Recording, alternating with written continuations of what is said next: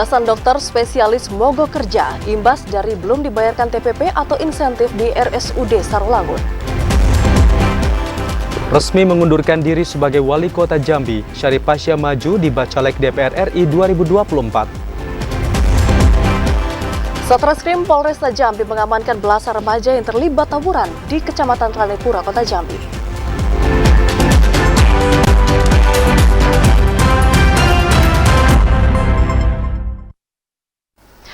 Assalamualaikum warahmatullahi wabarakatuh. Selamat sore saudara. Anda kembali menyaksikan Jambi hari ini edisi Selasa 23 Mei 2023. Selain 3 berita utama tadi, tim redaksi kami juga telah menyiapkan sejumlah informasi menarik lainnya untuk Anda. Bersama saya Ahmad Solihin. Dan saya Vidya Francisca. Inilah Jambi hari ini selengkapnya.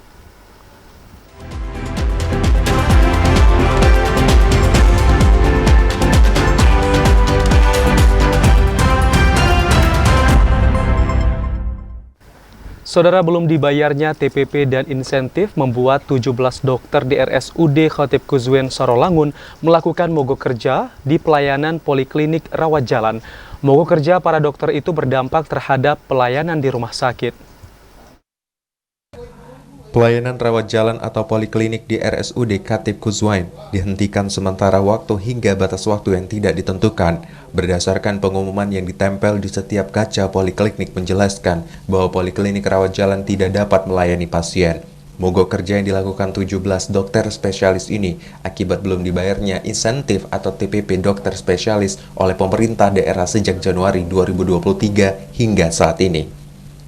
Meski poliklinik ditutup, namun pelayanan di unit gawat darurat IGD tetap dibuka. Salah seorang keluarga pasien, John, sangat kecewa dengan pelayanan di rumah sakit milik pemerintah daerah ini.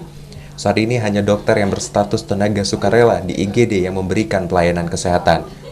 Tahu tadi karena kita bawa anak kita ke situ ke ruang poli, kita baca Pak, dikarenakan perawatnya tidak berani memberi keterangan, silakan baca Pak katanya. Sangat kecewa dengan pemerintah Kabupaten Sarolangun. Warga minta pihak rumah sakit dan pemerintah daerah segera mencari solusi agar pelayanan di poliklinik yang menjadi pelayanan dasar masyarakat tidak terganggu.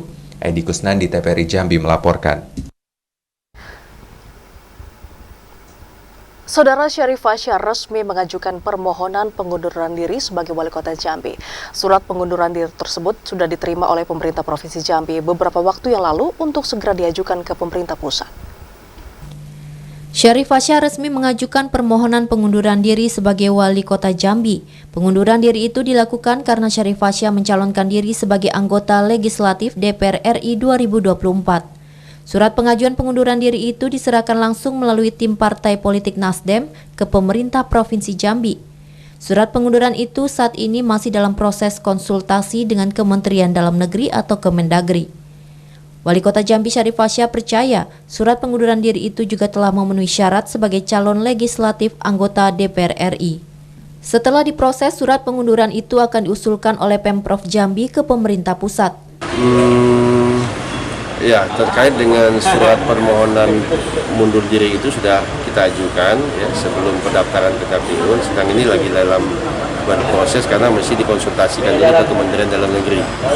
Ya, seperti apa dan prosesnya seperti apa. Yang pasti memenuhi ketentuan karena syarat untuk calon legislatif di DPR RI.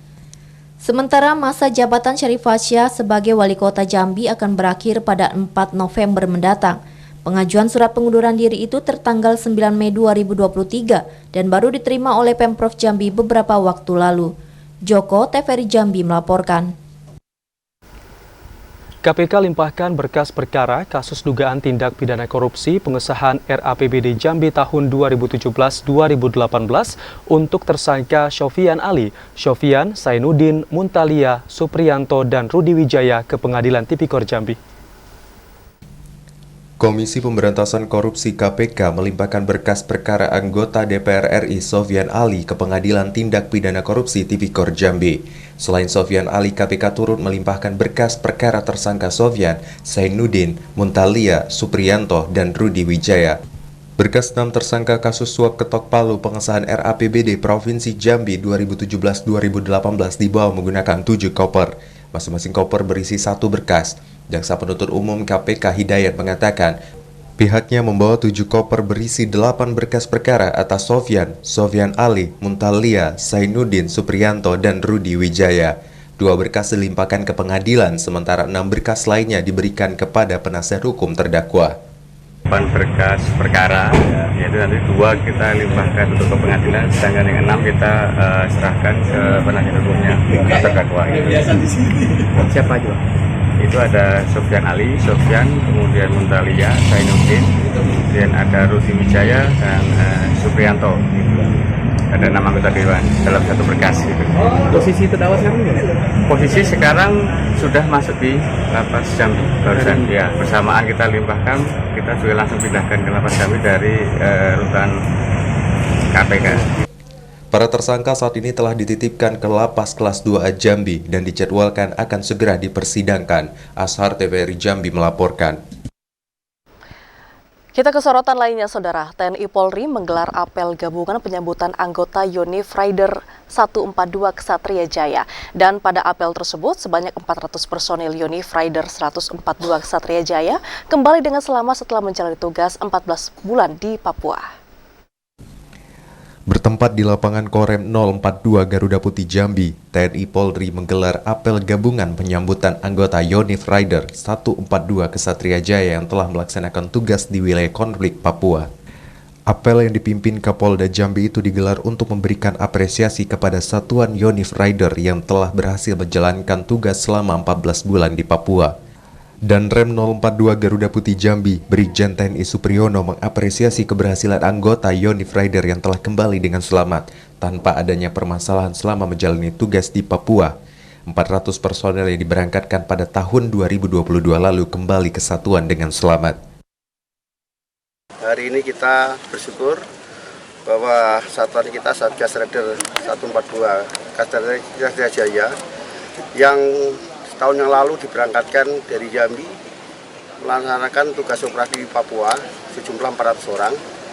Alhamdulillah dapat menuntaskan tugas di daerah operasi selama 14 bulan dengan hasil yang maksimal dan dinyatakan berhasil tanpa ada pelanggaran apapun di daerah operasi, tanpa ada kerugian personil, senjata dan seterusnya, sehingga dan bisa kembali dengan selamat sejumlah 400 orang dan perlengkapan semua lengkap.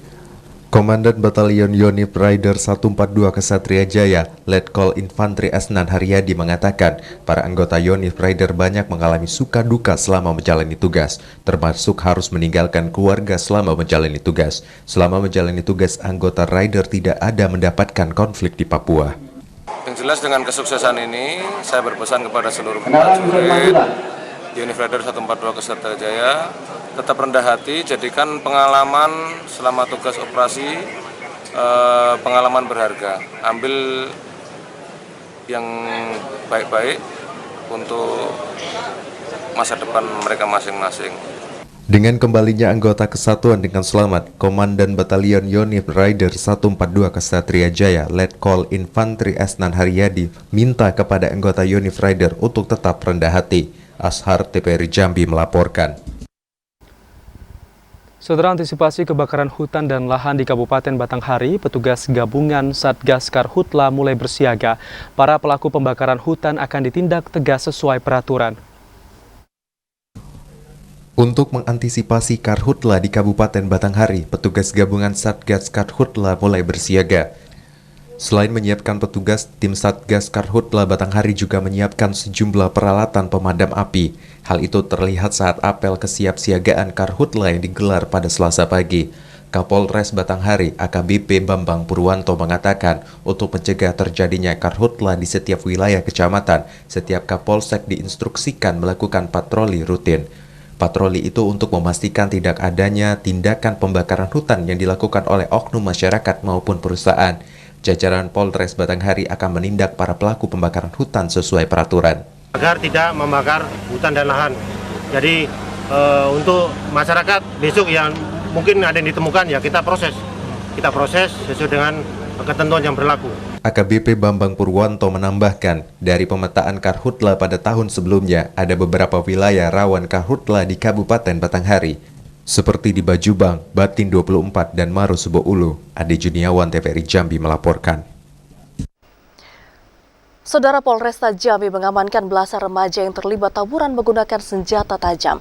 Tawuran yang dilakukan oleh dua kelompok remaja tersebut telah mengakibatkan 4 orang remaja lainnya menderita luka. 18 remaja dari dua kelompok diamankan Satreskrim Polresta Jambi. Kedua kelompok remaja itu terlibat tawuran di depan Puskesmas Simpang 4 Sipin, Kecamatan Telanepura, Kota Jambi. Aksi tawuran yang didominasi anak di bawah umur ini menggunakan parang, gergaji es, dan celurit. Tawuran ini mengakibatkan 4 orang diantaranya harus dilarikan ke rumah sakit akibat luka sabetan senjata tajam. Dari 18 orang yang diamankan, 4 orang diantaranya ditetapkan sebagai tersangka. Keempatnya merupakan pelaku pembacokan dan membawa senjata tajam. Tawuran itu terjadi karena diduga aksi saling ejek kedua kelompok di media sosial. Antara sekelompok remaja, yaitu kelompok remaja dari Kasang dan kelompok remaja dari Kecamatan Telaneng. Dari keterangan beberapa orang pelaku yang sebentar kita kejar, masih ada 12 orang pelaku lagi. Ya, mudah-mudahan saya mohon doanya, mudah-mudahan dalam waktu dekat 12 orang ini bisa kita amankan untuk dilakukan proses penyidikan di Polresta Jambi. Untuk membuat efek jera, polisi mendatangkan orang tua dan pihak sekolah para remaja yang terlibat tawuran. Untuk proses pemeriksaan, polisi menahan belasan remaja di rutan Polresta Jambi.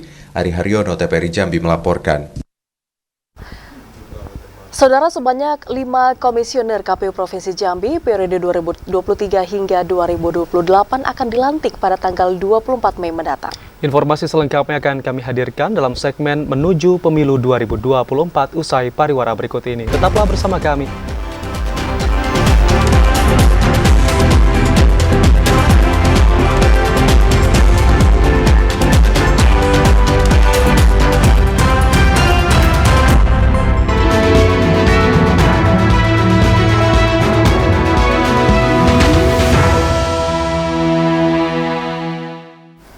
Terima kasih Anda masih bersama kami dan Anda bergabung dalam segmen Menuju Pemilu 2024. Saudara, hingga saat ini KPU Muaro Jambi belum dapat melakukan verifikasi berkas bacalek.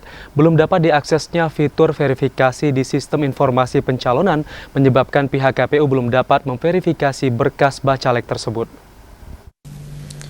Belum dilakukannya verifikasi berkas bacalek di KPU Muaro Jambi mendapat tanggapan dari pengamat politik Jambi, Arfai. Arfai mengatakan belum dapat dilakukannya verifikasi berkas itu tentu akan mengganggu tahapan pemilu selanjutnya, mengingat tahapan verifikasi telah berlangsung sejak 15 Mei lalu. Selain itu, belum dilakukannya verifikasi berkas bacalek di KPU Muaro Jambi itu juga akan berdampak buruk terhadap ketelitian dalam proses verifikasi syarat bacalek, karena masa verifikasi menyisakan waktu yang minim.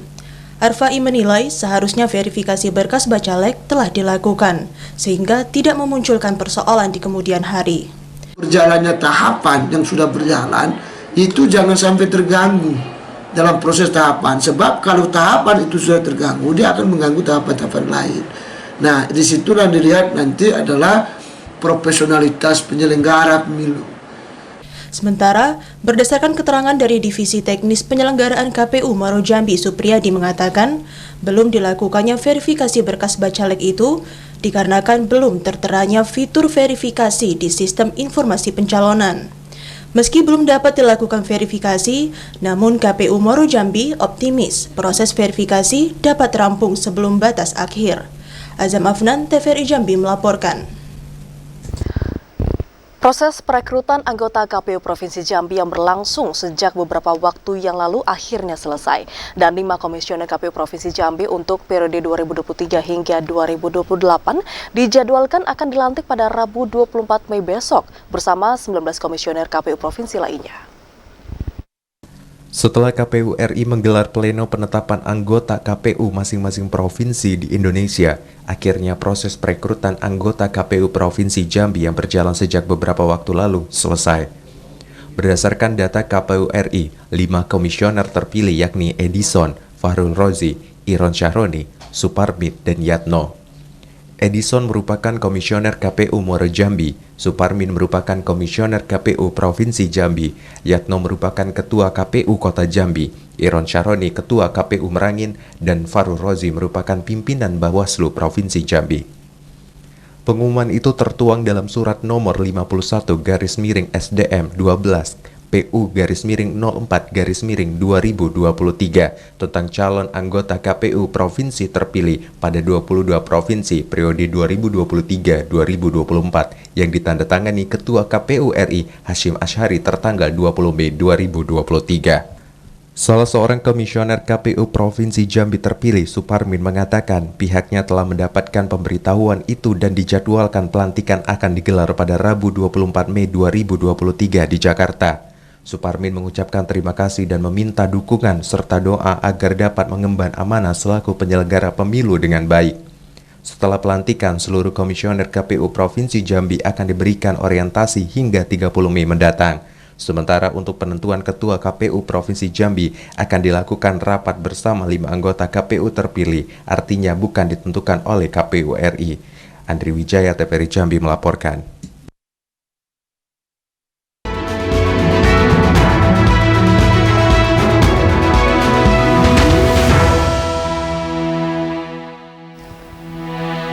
Kita beralih ke informasi lain, saudara, harga telur tinggi, pembeli mencari telur pecah dari pedagang. Tindakan itu dilakukan pembeli untuk menyiasati kenaikan harga telur di tengah kebutuhan ekonomi yang tinggi. Harga telur masih terpantau tinggi di pasaran termasuk di Pasar Talang Banjar, Kota Jambi. Per butir telur ayam dengan kualitas yang bagus dijual dengan harga Rp2.000. Guna menyiasati tingginya harga jual telur, sebagian pembeli mencari telur yang pecah. Para pembeli mengaku dengan memanfaatkan telur pecah tersebut dapat menghemat pengeluaran biaya rumah tangga. Telur apkir tersebut dijual hanya Rp1.300 per butir. Telur lagi mahal sekarang? Iya. Nah, terus kalian biasa berapaan, Bu? Biasa yang bagus 2.000. Nah, jadi? Ini untuk menghemat, beli yang retak, yang pecah. Pecah. Berapa tuh kalau tuh per butir, Bu? Itu 13. 13. Jauh lebih murah, Bu.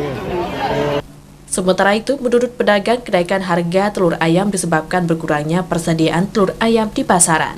Pedagang berharap harga telur kembali normal guna meningkatkan jumlah pembelian. Sepiring 60. 60, Pak, ya? Iya. Oh, yang besar? Yang besar. Itu kalau sepiring itu untuk berapa kilo, Pak? 2 kilo. 2 kilo. Kenaikannya berapa? Kenaikan Rp200 per butir. Per butir. Sudah berapa lama nih, Pak? Baru seminggu ini lah. Alasan kenapa dari agen, Pak? Ya, barang kurang. Terus permajaan ayam. Sepekan terakhir, harga telur ayam naik di pasaran. Kenaikan bervariasi mulai dari Rp100 hingga Rp300 untuk masing-masing ukuran telur. Selain berkurangnya persediaan, mahalnya harga jual telur dipengaruhi oleh harga jual pakan ternak ayam yang naik. Ari Haryono, TVRI Jambi melaporkan. Ya, selain harga telur, saudara, harga daging ayam potong di sejumlah pasar dalam kota Jambi juga ikut merangkak naik. Karena keterbatasan pasokan dan juga mahalnya pakan ayam membuat harga daging ayam naik. Harga daging ayam potong sejak 1 pekan terakhir mengalami kenaikan. Berdasarkan pantauan harga di Pasar Angso 2 Kota Jambi, harga daging ayam potong mencapai Rp37.000 hingga Rp40.000 per kilogram. Sebelumnya harga daging ayam potong hanya Rp33.000 hingga Rp35.000 per kilogram. Menurut sejumlah pedagang, kenaikan harga daging ayam disebabkan tingginya harga pakan ayam dan terbatasnya pasokan daging ayam. Kenaikan harga daging ayam ini membuat omset pedagang daging ayam menurun. Pedagang hanya mampu menjual 120 kg daging ayam dari sebelumnya 250 kg per hari. Bersih 38, 37. Nah, kalau dada bersih 40. Oh, tembus 40 sekilo ya? Iya, sampai 40. Tinggi harga ayam sekarang. Peminatnya banyak, cuman harga ayamnya tinggi. Iya. Nah, seperti kandangnya agak kurang, jadi makanya dari habis lebaran ini agak meningkat harganya. Pak, saat ini tembus harga berapa paling tinggi, Pak, harga ayam? Jadi kalau ayam ini kan tergantung ukuran, kalau kecil-kecil ini kan agak mahal harganya untuk macam lele, susu itu kan sekitar harga 40 ribuan. Pedagang berharap harga daging ayam potong kembali normal, khususnya jelang Hari Raya Idul Adha. Ari Haryono, TVRI Jambi melaporkan. Saudara Gubernur Jambi Al-Haris menyambut kedatangan atlet peraih medali pada SEA Games ke-32 di Kamboja. Informasi selengkapnya akan kami hadirkan dalam segmen advertorial usai pariwara berikut ini. Tetaplah bersama kami.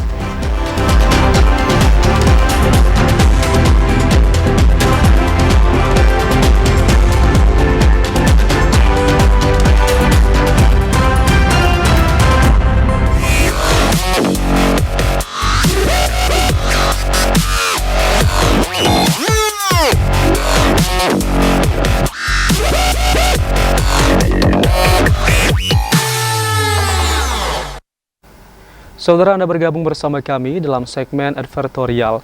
Menyampaikan aspirasi dan penghargaan, Gubernur Jambi Al-Haris menyambut para atlet Provinsi Jambi yang berhasil meraih medali pada penyelenggaraan SEA Games ke-32 Kamboja. Gubernur Jambi Al-Haris menyambut kedatangan para atlet Provinsi Jambi yang berhasil meraih medali pada penyelenggaraan SEA Games ke-32 di Kamboja. Acara tersebut dilaksanakan di Pendopo Rumah Dinas Gubernur Jambi pada Selasa 23 Mei 2023. Dalam penyambutan tersebut, Gubernur juga menyampaikan tali asih yang disiapkan oleh pengurus KONI Provinsi Jambi. Gubernur mengatakan, atas nama masyarakat dan pemerintah Provinsi Jambi memberikan apresiasi dan penghargaan setinggi-tingginya kepada seluruh tim Indonesia, khususnya atlet asal Jambi yang telah mengharumkan nama bangsa. Semangat perjuangan yang sudah dicapai dengan berkibarnya bendera merah putih dan berkumandangnya lagu Indonesia Raya di ajang olahraga tingkat internasional akan menjadi inspirasi bagi seluruh elemen masyarakat untuk berkontribusi dalam pembangunan. Penyambutan ini menjadi bentuk kebanggaan pemerintah dan masyarakat atas perjuangan serta kerja keras para atlet yang telah mengorbankan waktu dan energi untuk mempersembahkan yang terbaik bagi bangsa dan negara Indonesia. Gubernur berharap hasil terbaik yang didapatkan di ajang SEA Games akan menambah semangat para atlet untuk terus meningkatkan prestasi serta menjadi bahan evaluasi dalam mempertahankan dan pengembangan prestasi olahraga Provinsi Jambi agar terus berkesinambungan. Bangga sekali dan bahagia sekali selaku Gubernur Jambi dan KONI. Kita menyambut anak-anak Jambi yang ikut memperkuat SEA Games kemarin. Nah, beliau ternyata pulang bawa medali emas, dan ini kebanggaan Jambi. Dan semua atlet yang dilatnaskan dan kirim ke SEA Games, semuanya meraih medali emas semuanya. Dan ada yang perak juga, ada perunggu ya. Artinya apa? Artinya Jambi punya potensi mendulang emas dan perak dalam semua event-event olahraga Indonesia ini. Secara total, raihan medali yang berhasil disumbangkan para atlet Provinsi Jambi pada ajang SEA Games ke-32 di Kamboja mencapai 11 medali. 5 merupakan medali emas, 3 perak, serta 3 perunggu dari 5 cabang olahraga. Randy Arta, TVRI Jambi melaporkan. Sementara Gubernur Jambi Al-Haris melantik penjabat Bupati Kabupaten Sarolangun serta memperpanjang masa jabatan dari penjabat Bupati Kabupaten Muaro Jambi dan Kabupaten Tebo. Setelah menerima surat keputusan terbaru Menteri Dalam Negeri tertanggal 18 dan 20 Mei 2023, yakni terkait pengisian kekosongan jabatan 3 kepala daerah di Provinsi Jambi yang habis masa jabatannya sejak 22 Mei 2022 lalu. Gubernur Al-Haris secara resmi melantik penjabat Bupati Kabupaten Sarolangun serta memperpanjang masa jabatan penjabat Bupati Kabupaten Muaro Jambi dan Kabupaten Tebo pada Senin 22 Mei 2023 malam di Rumah Dinas Gubernur Jambi. Bahril Bakri yang merupakan Kepala Biro Perencanaan Sekretariat Jenderal Kementerian Dalam Negeri dilantik sebagai PJ Bupati Sarolangun. Sementara Bahyuni Deliansa yang merupakan Kepala Pelaksana BPBD Provinsi Jambi kembali ditunjuk untuk memperpanjang masa jabatan sebagai penjabat Bupati Muaro Jambi. Sedangkan Aspan yang merupakan Asisten 2 Setda Provinsi Jambi juga kembali ditunjuk untuk memperpanjang masa jabatan sebagai PJ Bupati Tebo. Gubernur mengatakan pelantikan serta perpanjangan masa jabatan 3 kepala daerah di Provinsi Jambi harus menjadi momentum untuk percepatan pembangunan daerah. Pemerintah mendorong para penjabat bupati untuk mampu menjalankan program-program nasional, mulai dari penanganan inflasi, stunting, hingga menjamin kelancaran penyelenggaraan pemilu dan pilkada. Berdasarkan ketentuan yang dikeluarkan Kemendagri, masa jabatan 3 penjabat bupati tersebut ditetapkan paling lama 1 tahun dengan opsi perpanjangan. Itu tugas mereka bagaimana mereka mengamankan situasi daerah dengan kondusif, dengan aman dan nyaman. Oleh karena itu perlu kerjasama yang baik antara Forkopimda, antara pimpinan DPR dan anggota DPR tentunya. Nah, kalau ini jalan semuanya, insya Allah semua agenda-agenda di daerah ini akan bisa sukses dan berjalan dengan baik. Itu ya. Al-Haris berharap 3 penjabat bupati terpilih yang ditetapkan Kemendagri mampu menjalankan tugas dengan efektif dan efisien untuk menyelesaikan berbagai persoalan di daerah. Randy Arta, Yazid Santoso, TVRI Jambi melaporkan. Gubernur Jambi Al-Haris resmi melantik Bahril Bakri sebagai penjabat Bupati Sarolangun. Bahril Bakri merupakan Kepala Biro Perencanaan Sekretariat Jenderal Kementerian Dalam Negeri. Kepala Biro Perencanaan Sekjen Kementerian Dalam Negeri Bahril Bakri resmi dilantik Gubernur Jambi Al-Haris sebagai penjabat Bupati Sarolangun. Pelantikan itu berdasarkan surat keputusan Menteri Dalam Negeri tertanggal 18 dan 20 Mei 2023. Pelantikan PJ Bupati Sarolangun juga bersamaan dengan perpanjangan masa jabatan penjabat Bupati Muaro Jambi dan Tebo. PJ Bupati Sarolangun Bahril Bakri berterima kasih atas amanah dan kepercayaan yang diberikan oleh Menteri Dalam Negeri. Bahril Bakri akan memastikan penyelenggaraan pemerintahan daerah dapat berjalan dengan baik, sesuai arahan Mendagri dan Gubernur Jambi. Bahril Bakri akan berusaha semaksimal mungkin untuk menjalankan sejumlah program prioritas nasional, yakni mulai dari menjaga strategi pengendalian inflasi daerah, mendorong percepatan penurunan stunting, penanganan kemiskinan ekstrim, hingga menjamin kelancaran penyelenggaraan pemilu dan pilkada serentak tahun 2024. Tugas saya juga adalah mensukseskan pelaksanaan pilkada serentak pemilu tahun 2024. Dan menjamin juga netralitas ASN itu menjaga netralitas ASN. Tadi juga saya juga diberi tugas untuk melaksanakan program-program prioritas nasional. Tadi disebutkan ada pengendalian inflasi, stunting, kemiskinan ekstrim ya, ketahanan pangan nasional. Bahril Bakri berharap mendapat dukungan dari seluruh elemen masyarakat, termasuk para pemangku kepentingan dalam upaya mengakselerasi percepatan pembangunan daerah. Randy Arta, Yazid Santoso, TVRI Jambi melaporkan. Saudara, pada Senin malam tadi, Gubernur Jambi resmi menyerahkan SK perpanjangan masa jabatan Aspan sebagai PJ Bupati Tebo. Namun, di perpanjangan masa jabatannya sebagai PJ Bupati, Aspan masih memprioritaskan perbaikan infrastruktur, pendidikan, kesehatan, dan juga tugas pokok lainnya. Setelah mengemban tugas sebagai PJ Bupati Tebo selama 1 tahun penuh, masa jabatan Aspan sebagai penjabat Bupati Tebo kembali diperpanjang. SK perpanjangan masa jabatan itu langsung diserahkan oleh Gubernur Jambi di Aula Rumah Dinas Gubernur Jambi Senin malam. Tak hanya Aspan, pada kegiatan itu juga turut dilakukan penyerahan SK perpanjangan masa jabatan pejabat Bupati Muaro Jambi dan pelantikan pejabat Bupati Sarolangun. Usai menerima SK perpanjangan jabatan, PJ Bupati Tebo Aspan mengucapkan terima kasih kepada masyarakat Kabupaten Tebo. Aspan mengajak masyarakat dan jajaran pemerintah maupun instansi vertikal untuk terus bekerja sama membangun Kabupaten Tebo. Pada periode kedua jabatan sebagai PJ Bupati Tebo, Aspan masih memprioritaskan perbaikan infrastruktur, pendidikan, kesehatan, dan fasilitas umum lainnya. Selain itu juga ada beberapa tugas pokok lain yang menjadi prioritas, diantaranya stunting, ketahanan pangan, dan penyelenggaraan pemilu.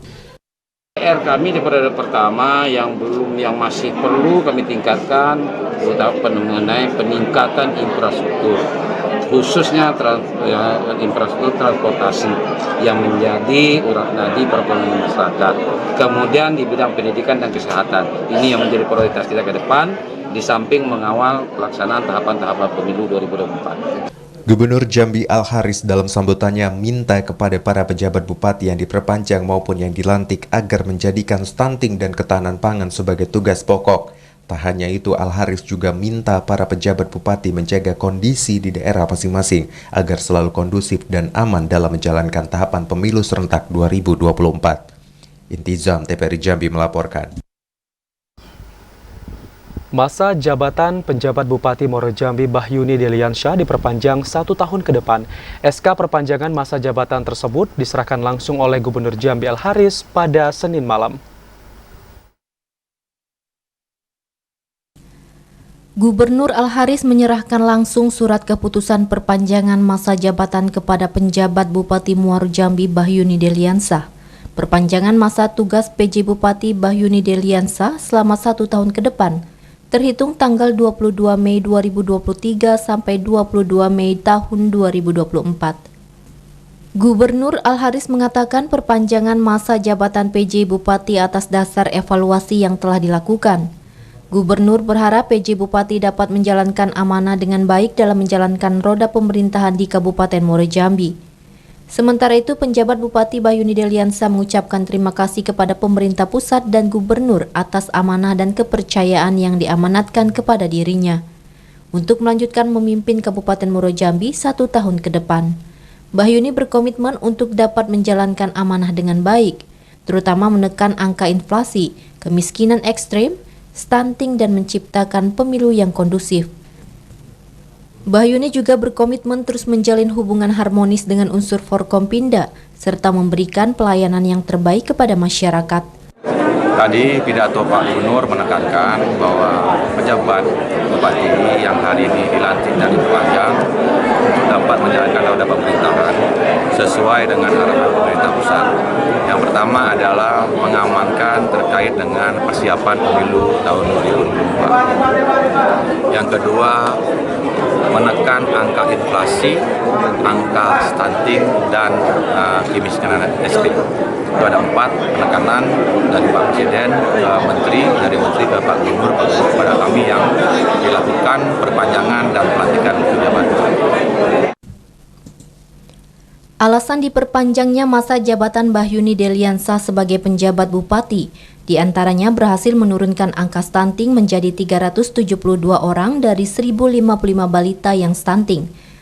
Kemudian angka kemiskinan ekstrem Muaro Jambi dalam 1 tahun terakhir juga mengalami penurunan menjadi 4,47% dari tahun sebelumnya 4,52%. Tidak hanya itu, pertumbuhan ekonomi Kabupaten Muaro Jambi juga meningkat 7,97% dari 4,6%. Selanjutnya, Bahyuni Deliansyah juga mampu meningkatkan indeks pembangunan manusia menjadi 70,18% dari 69,55%. Dan masih banyak lagi capaian yang berhasil dilakukan oleh penjabat Bupati Bahyuni Deliansyah untuk negeri Sailun Salimbai, Muaro Jambi. Azam Afnan, TVRI Jambi melaporkan. Komite 4 DPD RI melakukan uji sahih rancangan Undang-Undang Perubahan atas Undang-Undang Nomor 1 Tahun 2016. Uji sahih tersebut, saudara, dilakukan untuk bisa penyempurnaan dari revisi Undang-Undang tentang penjaminan. Komite 4 Dewan Perwakilan Daerah DPD Republik Indonesia melakukan uji sahih rancangan Undang-Undang Perubahan atas Undang-Undang Nomor 1 Tahun 2016 tentang penjaminan.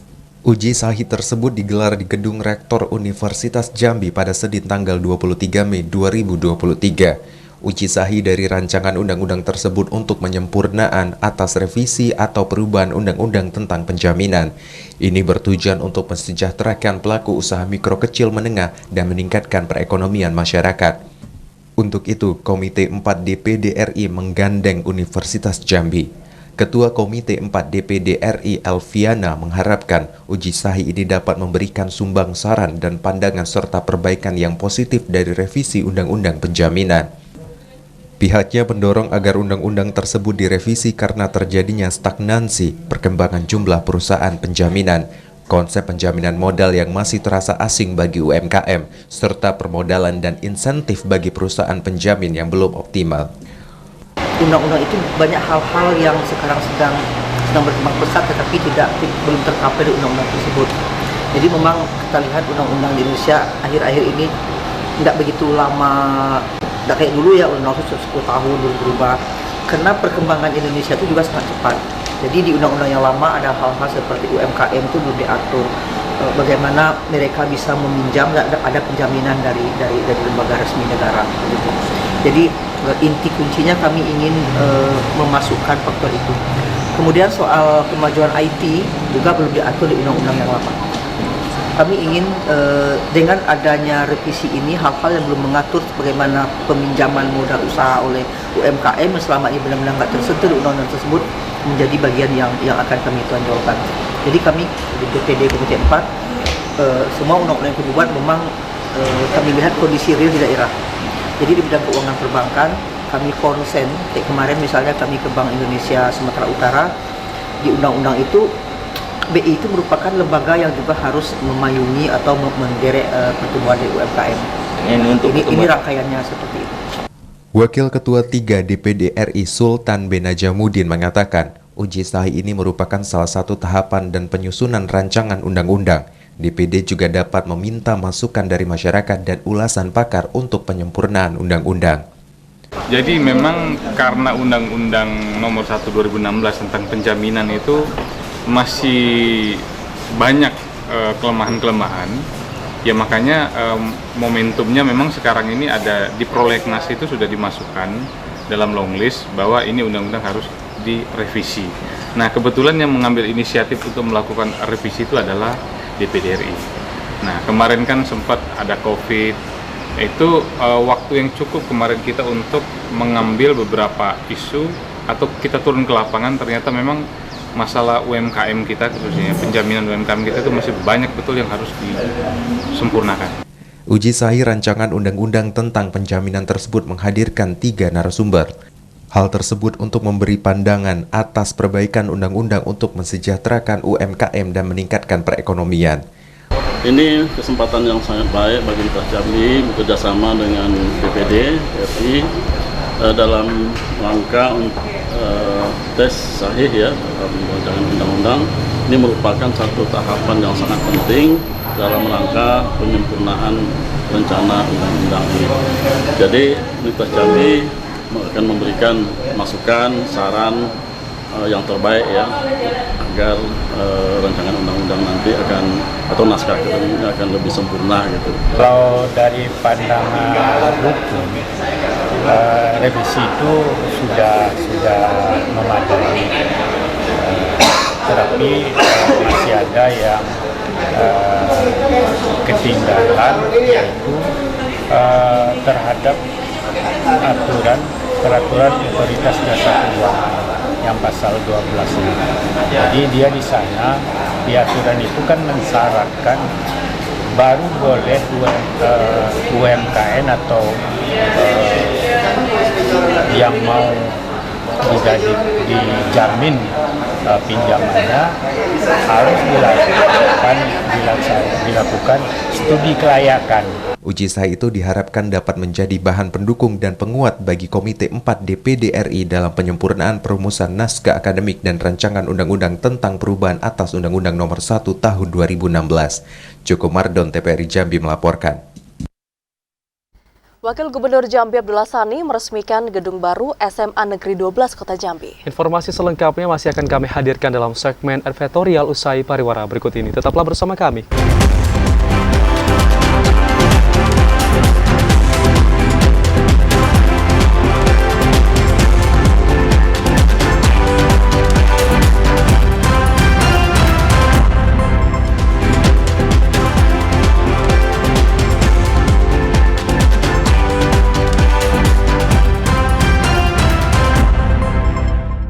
Terima kasih Anda masih bersama kami dan Anda masih berada di segmen editorial. Saudara Wakil Gubernur Jambi Abdullah Sani meresmikan penggunaan gedung baru SMA Negeri 12 Kota Jambi. Sekolah yang berlokasi di Kecamatan Alam Barajo itu diharapkan mampu dimanfaatkan secara maksimal dalam upaya meningkatkan kualitas pendidikan. Wakil Gubernur Jambi Abdullah Sani meresmikan gedung baru SMA Negeri 12 Kota Jambi yang berada di Kelurahan Kenali Besar, Kecamatan Alam Barajo, Kota Jambi. Abdullah Sani mengatakan pemerintah Provinsi Jambi terus berkomitmen mendorong peningkatan kualitas pendidikan.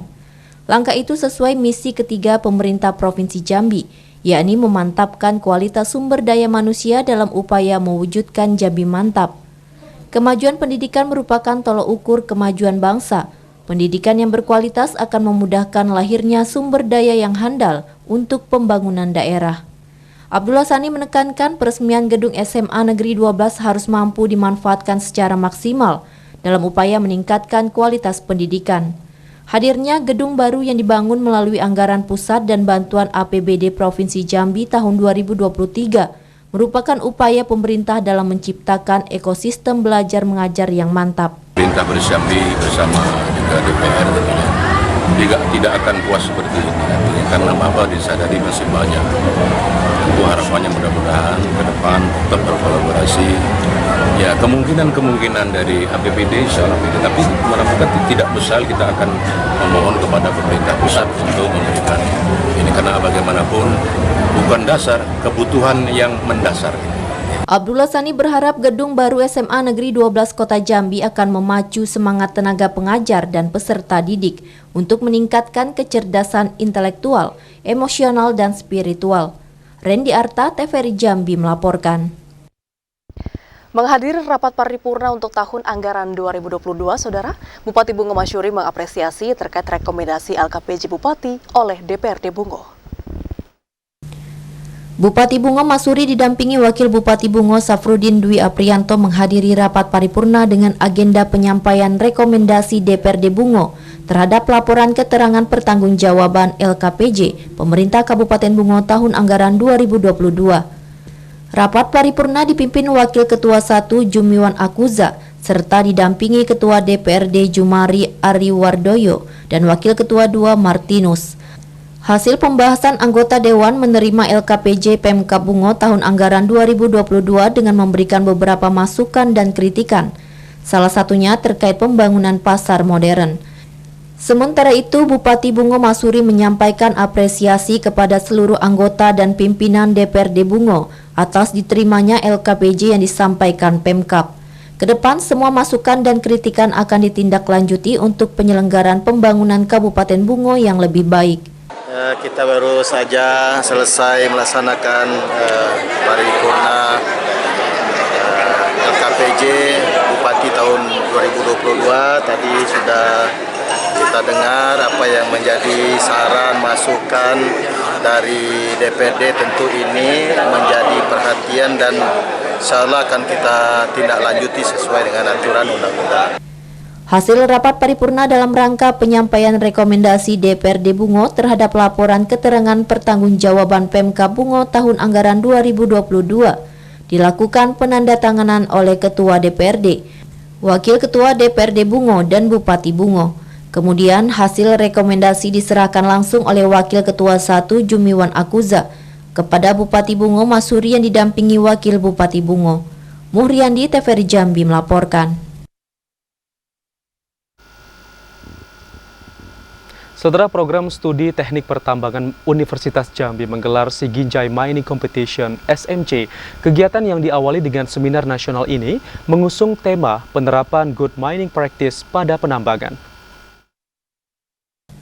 Prodi Teknik Pertambangan Universitas Jambi menggelar seminar nasional bertajuk penerapan good mining practice pada kegiatan penambangan. Seminar nasional ini bertujuan agar para alumni teknik pertambangan UNJA dapat meningkatkan pengetahuan dan kemampuan dalam praktik pertambangan. Seminar ini menghadirkan pembicara, yakni Kepala Teknik Tambang PT Jambi Primakol Rizky Martarozi dan moderator dosen Teknik Pertambangan Universitas Jambi Yudi Arista Yulanda. Dalam seminar nasional ini, para peserta diberikan kesempatan untuk bertanya tentang materi yang disampaikan. Peserta yang hadir dalam kegiatan itu tidak hanya dari Universitas Jambi, namun juga dari universitas luar Provinsi Jambi. Dengan diadakan acara Siginjai Mining Competition ini, hubungan satu sama kita dari yang teknik pertambangan akan semakin erat. Pada seminar nasional yang berlangsung di Gedung Balairung Universitas Jambi ini juga diisi dengan penampilan video perkenalan Siginjai Mining Competition. Opening seremoni Siginjai Mining Competition atau kompetisi pertambangan Siginjai ini dibuka oleh Dekan Fakultas Sains dan Teknologi Jeffrey Marzal yang ditandai dengan pemukulan gong. Siginjai Mining Competition ini berlangsung pada 23 hingga 27 Mei mendatang. Azam Afnan, TVRI Jambi melaporkan. Saudara, pemerintah Kabupaten Kerinci menggelar pelatihan pengelolaan desa wisata untuk tahun anggaran 2023. Kegiatan tersebut bertujuan untuk bisa meningkatkan pengetahuan, motivasi, serta kompetensi pengelolaan desa wisata agar lebih profesional dan juga berkualitas dalam memberikan pelayanan kepada wisatawan. Untuk meningkatkan pengelolaan dan kompetensi pengelola desa wisata, Dinas Pariwisata dan Kebudayaan Disparbud Kabupaten Kerinci menggelar pelatihan pengelolaan desa wisata tahun anggaran 2023 bertempat di salah satu hotel di Kabupaten Kerinci. Kegiatan tersebut dibuka secara resmi oleh Bupati Kerinci Adi Rozal. Kepala Dinas Pariwisata Kabupaten Kerinci, Juanda Sasmita mengatakan, kegiatan pelatihan pengelolaan desa wisata bertujuan untuk meningkatkan pengetahuan, motivasi, serta kompetensi pengelolaan desa wisata agar lebih profesional dan berkualitas dalam melakukan pengelolaan desa wisata dan memberikan pelayanan kepada wisatawan. Disparbud mengadakan pelatihan pengelolaan desa wisata. Tujuannya adalah untuk meningkatkan SDM pengelola desa wisata yang ada di Kabupaten Kerinci. Perlu kita ketahui bersama bahwa sampai dengan 2022 ini jumlah desa wisata yang sudah diesahkan oleh Pak Bupati sebanyak 19 desa wisata. Sementara itu, Bupati Kerinci Adi Rozal mengatakan, Kabupaten Kerinci memiliki 19 desa wisata yang tersebar di setiap kecamatan. Untuk menarik perhatian wisatawan, diperlukan pengelolaan dan pengembangan serta inovasi yang baik, sehingga akan memberikan dampak pada meningkatnya perekonomian masyarakat. Alhamdulillah hari ini kita melakukan pelatihan untuk teman-teman yang mengelola objek wisata di desa di Kabupaten Kerinci yang jadi dikelola oleh Pemdes. Maka hari ini lakukan pelatihan yang pelatihan pakar termasuk Pak Tamrin dari Jambi, kemudian ada yang dari yang lain lakukan pelatihan. Kegiatan pelatihan pengelolaan desa wisata tersebut akan berlangsung selama 3 hari ke depan, diikuti oleh 40 orang peserta yang merupakan pengelola desa wisata dari Kabupaten Kerinci. Ilwan TVRI Jambi melaporkan. Pemerintah Kabupaten Kerinci melaksanakan upacara peringatan Hari Kebangkitan Nasional ke-115. Selain memperingati Harkitnas, Bupati Kerinci juga melepas kontingen pramuka Kuarcap untuk mengikuti Raimuna Daerah tahun 2023. Berlokasi di lapangan perkantoran Bupati Kerinci di Bukit Tengah, Kecamatan Sulak, Kabupaten Kerinci, Bupati Kerinci Adi Rozal bersama unsur Forkopimda dan ASN melaksanakan upacara memperingati Hari Kebangkitan Nasional ke-115 tahun. Upacara peringatan Harkitnas di Kabupaten Kerinci dipimpin langsung oleh Bupati Kerinci Adi Rozal. Adi Rozal mengatakan, Hari Kebangkitan Nasional ke-115 dapat dijadikan sebagai momentum untuk membangun semangat kebangsaan dan menguatkan persatuan dalam menghadapi berbagai krisis global yang melanda negara. Ini adalah memperingati Hari Budi Utomo, Hari Kebangkitan Nasional yang ke-119. Kita ingat 119 tahun yang lewat Budi Utomo melakukan pergerakan untuk menyatukan dari berbagai elemen organisasi kemasyarakatan yang tujuannya adalah untuk capai Indonesia merdeka, adil dan makmur, sejahtera untuk rakyat Indonesia. Kemudian kita juga hari ini melepas adik-adik pramuka yang akan mengikuti Raimuna nanti di Bumi Perkemahan di Muaro Jambi. Selain melaksanakan upacara peringatan Harkitnas, pada kegiatan itu, Adi Rozal juga melepas kontingen pramuka Kuarcap Kerinci untuk mengikuti Raimuna Daerah tahun 2023 di Bumi Perkemahan Abdurrahman Sayuti Musa, Sungai Gelam, Kabupaten Muaro Jambi. Ilwan TVRI Jambi melaporkan. Saudara, untuk harga cabai merah di sejumlah pasar tradisional di Kota Bengkulu saat ini merangkak naik. Informasi selengkapnya akan kami hadirkan dalam segmen Lintas Andalas usai pariwara. Berikut ini tetaplah bersama kami.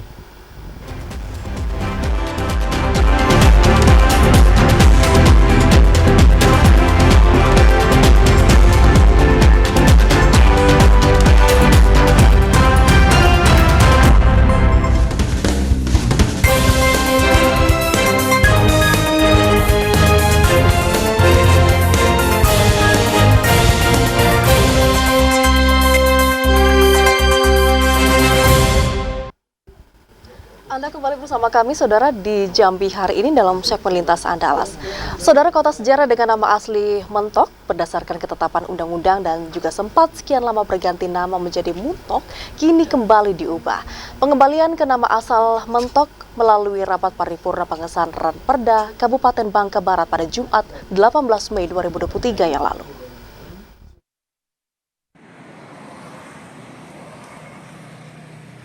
Rapat paripurna pengesahan Raperda Kabupaten Bangka Barat pengembalian ke nama asal Mentok berlangsung di Gedung Mahligai DPRD Jumat 18 Mei 2023 dipimpin Bupati Bangka Barat Sukirman bersama Ketua DPRD Kabupaten Bangka Barat Marudur Saragih, Forkopimda, Forkopimcam serta undangan lainnya. Gonta-ganti nama kota sejarah dengan nama asli Mentok dan berubah menjadi Muntok selama ini sempat menuai perbedaan di masyarakat, pemerhati sejarah, tokoh masyarakat, tokoh adat, tokoh pemuda. Selain itu, pergantian nama ibu kota Bangka Barat juga sempat membingungkan bagi administrasi kependudukan seperti di KTP, kartu keluarga, dan surat administrasi lainnya bagi warga Bangka Barat. Namun kini, penamaan ibu kota Bangka Barat sudah berganti kembali dan tidak lagi dipermasalahkan. Tapi karena dulu sudah dibuat menjadi Muntok, masih zaman kolonial Belanda dulu, maka hari ini kita pastikan bahwa dengan kesepakatan bersama atas usulan dari tokoh-tokoh, tokoh adat, kemudian budayawan, dan hari ini kita bersama DPRD Kabupaten Bangka Barat menetapkan bersama Kopinda menetapkan menjadi kembali tulisan menjadi Mentok. Mudah-mudahan tambah berkah. Pemerhati sejarah Alfani menganggap mengubah suatu nama ibu kota dari aslinya ke bukan aslinya melanggar undang-undang dan terdapat sanksi di dalamnya. Telah berlaku salah nih perda. Berarti berlaku salahnya 2010 sampai 2018 karena 2018 ada PMDN-nya. Peraturan Menteri Dalam Negeri mengatakan Kecamatan Muntok. Ibu kota Mentok. Nah, nih ibu kotanya Mentok. Kecamatannya Muntok tuh PMDN nomor 72 ya 2019 ya. Nah itu sudah terjadi yang unik. Nomor 72 tahun 2019 itu mengatakan bahwa ibu kota Kabupaten Mentok, Kecamatan Muntok. Saat ini nama kota sejarah kembali ke nama sebenarnya, yaitu Kabupaten Bangka Barat, Kecamatan Mentok dengan ibu kota Mentok. Dari Mentok, Bangka Barat, Hamdani, TVRI Bangka Belitung melaporkan. Saudara, harga cabai merah di sejumlah pasar tradisional di Kota Bengkulu berangsur naik. Saat ini harga cabai merah sudah menyentuh Rp23.000 hingga Rp25.000 per kilogram. Sempat menyentuh harga Rp15.000 per kilogram beberapa waktu lalu. Saat ini harga cabai merah di Kota Bengkulu mulai berangsur naik. Saat ini harga cabai merah sudah dijual Rp25.000 per kilogram. Salah seorang pedagang dari Pasar Minggu Kota Bengkulu, Lukas, mengatakan kenaikan harga ini sudah berangsur dari 2 hari lalu. Kenaikan harga cabai ini dikarenakan stok cabai yang mulai berkurang. Lukas menambahkan kenaikan harga cabai ini bisa saja terus terjadi hingga mendekati bulan haji mendatang. Yang merah 25. Itu kalau untuk harga itu ada kenaikan atau masih rendah itu dibandingkan? Dibilang rendah. Rendah. Kalau untuk seminggu yang lalu berapa cabai, Bang? Seminggu yang lebih lah, Bang, 22. 22, berarti ada kenaikan sedikit, Bang. Sementara itu untuk cabai rawit masih stabil dan belum ada kenaikan harga. Cabai rawit saat ini masih dijual Rp27 hingga Rp28.000 per kilogram. Yan Berlian, TVRI Bengkulu, melaporkan. Saudara, Dinas Pertanian Kota Padang menghimbau kepada masyarakat khususnya para petani untuk bisa mewaspadai fenomena El Nino yang berpotensi mengganggu aktivitas pertanian. Petani juga diminta untuk segera membersihkan saluran irigasi, kemudian mengatur pola tanam dan memelihara tanaman dari resiko serangan penyakit dan juga hama. Setelah fenomena La Nina, muncul fenomena El Nino. El Nino merupakan fenomena pemanasan suhu muka laut di atas kondisi normal yang terjadi di Samudra Pasifik bagian tengah, yang dapat menyebabkan berkurangnya curah hujan dan memicu terjadinya kekeringan. Hal ini juga berdampak terhadap perubahan cuaca di Indonesia, termasuk di wilayah Kota Padang.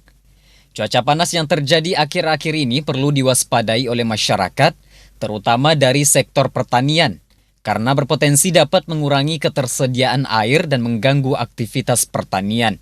Kepala Dinas Pertanian Kota Padang Syahrial Kamat mengatakan, masyarakat Kota Padang perlu waspada terhadap fenomena El Nino yang dapat berdampak terhadap sektor pertanian. Adapun upaya yang dapat dilakukan petani diantaranya membersihkan saluran irigasi, mengatur pola tanam, dan memelihara tanaman dari risiko serangan penyakit dan hama. Sekarang timbul lagi gejala El Nino, di mana suhu di atas kita ini kering, di atas awan kita kering sehingga cenderung panas. Dan ini sudah kita rasakan beberapa hari terakhir. Nah, makanya kita Dinas Pertanian itu mencoba mengantisipasi, pertama tentu mengatur pola tanam. Kemudian yang kedua, bagaimana irigasi tentu diperbaiki salurannya oleh petani kita. Makanya kita ajak petani untuk memperbaiki saluran irigasi. Yang ketiga, nanti kalau terdampak betul, ada dua pilihan. Pertama, memakai pompa. Pompa sudah kita berikan ke kelompok-kelompok tani, bisa dibergilirkan. Yang kedua, mengatur pola tanam. Umpamanya kalau mau kering betul, tentu tanam palawija yang tidak butuh air seperti padi. Di samping itu, pemerintah Kota Padang juga menyiapkan sejumlah pompa air bagi petani yang terdampak El Nino, agar lahan pertanian dapat terairi. Pemerintah Kota Padang berharap fenomena El Nino tidak mengganggu aktivitas pertanian dan merugikan para petani. Bima Prasetya, Joni Bakri, TVRI Sumatera Barat.